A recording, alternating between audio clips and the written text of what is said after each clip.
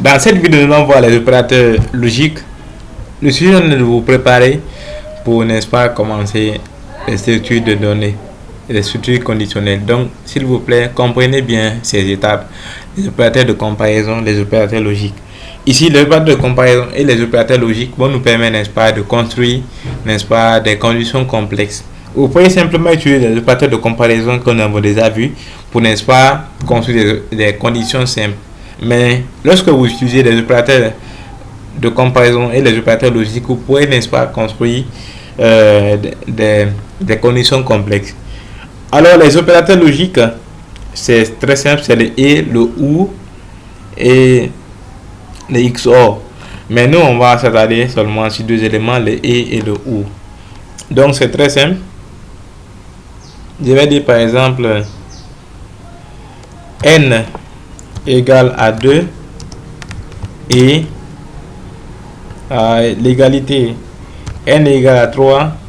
Ou bien je vais être très simple avec des exemples. 2 est inférieur à 3 ou 3 est supérieur à 2.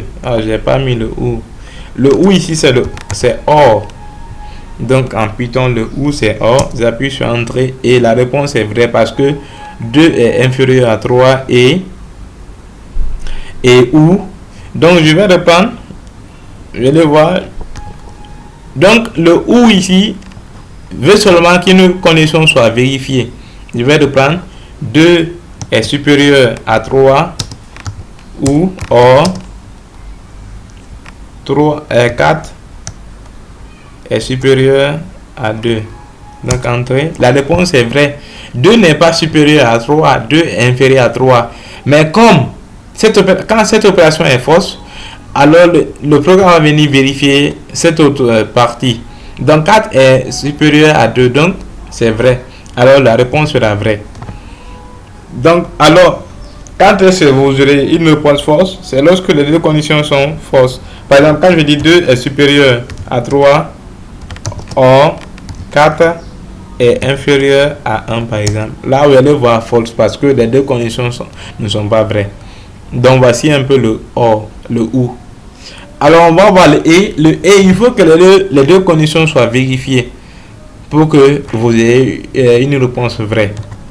Alors, je vais aller très rapidement. Je vais dire 2 est supérieur à 1 et en Python c'est end et 4 est supérieur à 2.